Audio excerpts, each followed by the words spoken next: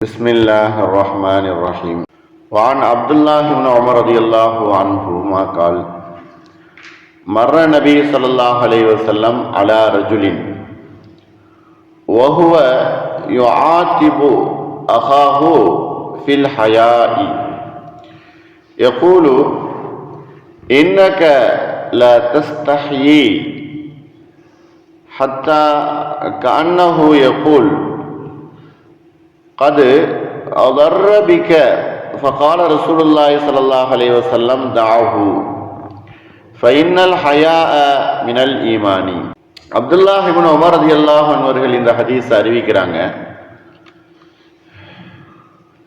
இமாம் புகாரி அவர்கள் ரஹ்மஹுல்லாஹ் சஹீஹுல் புகாரியில இந்த ஹதீஸை 6118 நம்பர் ஹதீஸாக பதிவு செய்திருக்கிறார்.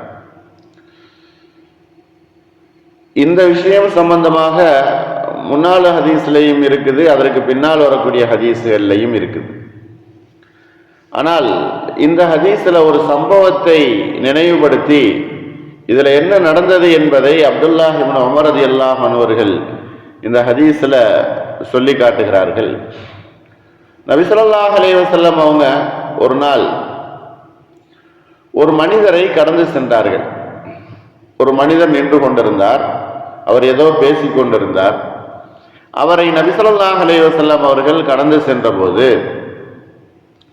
அவர் தன்னுடைய சகோதரரை கண்டித்து கொண்டிருந்தார், எச்சரிக்கை செய்து கொண்டிருந்தார். எதனால்? நீ அதிகமாக வெட்கப்படுகிறாய், நீ அதிகமாக வெட்கப்படுவதனால உனக்கு வர வேண்டிய நன்மைகளை நீ இழந்து விடுகிறாய். அதிகம் உன்னிடத்தில் வெட்கம் என்பது இருக்குது, அந்த வெட்கத்தின் காரணமாக உனக்கு கிடைக்க வேண்டிய நன்மைகள் உனக்கு கிடைக்காம போயிடுது. ஆகையினால நீ அதிகமாக வெட்கப்படாதே என்பதாக அவர் கண்டிக்கிறார். தன்னுடைய சகோதரரை அவர் கண்டிக்கிறார். இதை பார்த்து விட்ட நபி ஸல்லல்லாஹு அலைஹி வஸல்லம் அவர்கள் சொல்லுகிறார்கள்,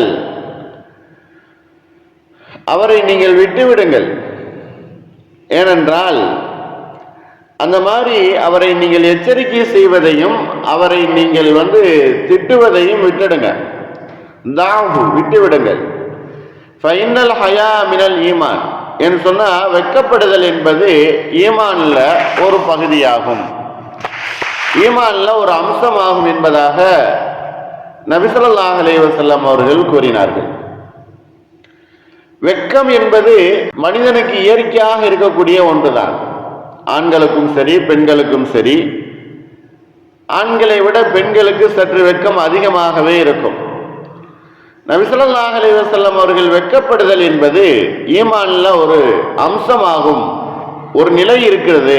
ஆகையினால் நீங்கள் அவரை வெட்கப்பட வேண்டாம் என்பதாக சொல்லாதீங்க.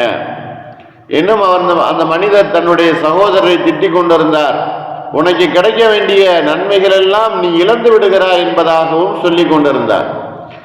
ஆனால் பெரிதொரு ஹதீஸ்ல நபி ஸல்லல்லாஹு அலைஹி வஸல்லம் அவங்க சொன்னாங்க, வெட்கம் என்பது எப்பொழுதுமே நல்லதை தான் கொண்டு வரும், நல்லதே அவருக்கு கிடைக்க செய்யும். ஒரு மனிதர் வெட்கப்பட்டார் அப்படின்னு சொன்னா அவருக்கு அதிகமாக நன்மைகள் தான் கிடைக்குமே தவிர மாறாக அவருக்கு தீங்கு என்பது ஏற்படாது. வெட்கத்தின் மூலமாக நன்மை மட்டுமே ஏற்படும் என்பதை தான் நபி ஸல்லல்லாஹு அலைஹி வஸல்லம் அவர்களும் சொல்லி காட்டுகிறார்கள். வெட்கம் நிறைய காரியங்களை அழகுபடுத்தக்கூடியதாக இருக்கும். வெட்கம் என்பது காரியங்களை அழகுபடுத்தும். நபி ஸல்லல்லாஹு அலைஹி வஸல்லம் அவர்கள் கூறினார்கள் பிரிதொரு ஹதீஸ்ல, கெட்ட வார்த்தை பேசும் குணம் எதில் இருந்தாலும் அது அசிங்கப்படுத்தாமல் இருப்பதில்லை. வெட்கம் எப்பொருள் இருந்தாலும் அந்த பொருளை அது அழகாக்காமல் இருப்பதில்லை. கெட்ட வார்த்தை பேசும்போது எல்லா செயல்களையும் அது அசிங்கப்படுத்திவிடும். ஆனால் வெட்கம் எந்த பொருள்ல எந்த விஷயத்துல இருக்குதோ அது அதை அழகுபடுத்தி காட்டும் என்பதையும் நபி ஸல்லல்லாஹு அலைஹி வஸல்லம் அவங்க சொல்லி காட்டுறாங்க. அதே போல மூன்றாவது ஒரு விஷயம், வெட்கம் என்பது ஒருவரின் தீனை முழுமைப்படுத்தக்கூடியதாக இருக்கும். ஒரு மனிதனுடைய தீனை மார்க்கத்தை அவர் அறிந்து வைத்திருக்கக்கூடிய அந்த தீனை அது முழுமைப்படுத்தும். நபி ஸல்லல்லாஹு அலைஹி வஸல்லம் அவர்கள் சொன்னார்கள், வெட்கம் என்பது மார்க்கத்தில் கட்டுப்பட்டது, அது முழுமைப்படுத்தக்கூடியது என்பதாகவும் சொன்னார்கள். ஆகையினால் நீங்கள் வெட்கம் கொள்ளக்கூடியவர்களாக இருங்கள். ஒரு பொது இடத்திலோ மக்களுக்கு முன்னாலேயோ எந்த இடத்துல நீங்கள் வெளியில இருந்தாலும் அல்லது தனிமையில இருந்த போதும் தன்னுடைய இறைவன் உங்களுடன் இருக்கிறான் என்கிற எண்ணம் வரும் பொழுது அப்பொழுது உங்களிடத்துல வெட்கம் என்பது நிலை கொண்டு விடுகிறது, உறுதி பெற்று விடுகிறது. அல்லாஹ் என்னுடன் இருக்கிறான், நான் தனிமையில் இருந்தாலும் எல்லோருக்கும் முன்னால் இருந்தாலும் நான் அல்லாஹ் என்னுடன் இருக்கிறான் என்கிற எண்ணம், அதுதான் உங்களுடைய வெட்கம். ஈமானும் வெட்கமும் ஒன்றொன்று இணைந்தது, ஒன்றோடு ஒன்று இணைந்தது. இவற்றில் ஒன்று இல்லாமல் இன்னொன்று இல்லை. ஈமான் இருக்கக்கூடிய மனிதனிடத்துல வெட்கம் என்பது இருக்கும். வெட்கம் எங்க இருக்குதோ அங்கு ஈமான் இருக்கும். ஒன்றோடு ஒன்று கலந்தது. ஆகையினால் ஒன்று இருக்குது இன்னொன்று இல்லை என்பதாக எந்த விதத்திலையும் சொல்ல முடியாது.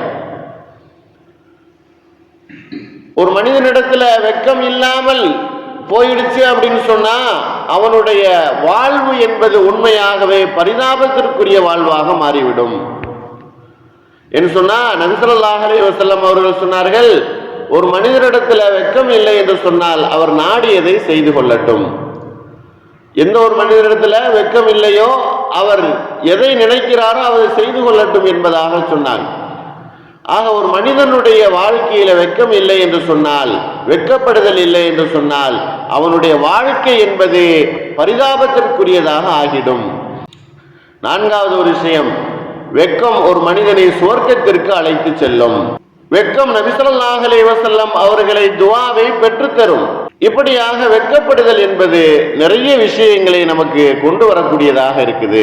ஆகையினால் இஸ்லாத்துல வெட்கப்படுதல் என்பது ஒரு அங்கமாகவும் ஒரு மனிதனுடைய முழுமையாகவும் அது இருக்குது.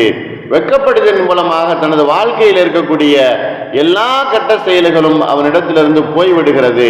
வெட்கத்தை கொண்டு ஒரு மனிதன் தன்னை சீர்திருத்தம் செய்து கொள்ளலாம். வெட்கத்தின் மூலமாக தன்னை ஒரு மனிதன் கண்ணியப்படுத்தி கொள்ளலாம். வெட்கத்தின் மூலமாக தன்னை ஒரு மனிதன் மேன்மைப்படுத்தியும் கொள்ளலாம் என்பதைத்தான் நபி ஸல்லல்லாஹு அலைஹி வஸல்லம் அவர்கள் இந்த ஹதீஸ்ல அந்த மனிதரை நீங்கள் வெட்கப்படுதலை கண்டிக்காதீர்கள் என்பதாக நபி ஸல்லல்லாஹு அலைஹி வஸல்லம் அவர்கள் கூறியதை அப்துல்லாஹ் இப்னு உமர் ரலியல்லாஹு அன்ஹு அவர்கள் இந்த ஹதீஸ்ல அறிவிக்கிறார். நிறைய நன்மைகள் செய்வதற்கு வெட்கத்தோடு வாழக்கூடிய நல்லதொரு பாக்கியத்தை அல்லாஹ் நம் எல்லோருக்கும் தந்தல் புரிவானாக. வாஹிரு தாவானா அல்ஹம்துலில்லாஹி ரப்பில் ஆலமீன். அஸ்ஸலாமு அலைக்கும் வரஹ்மத்துல்லாஹி வபரகாத்துஹு.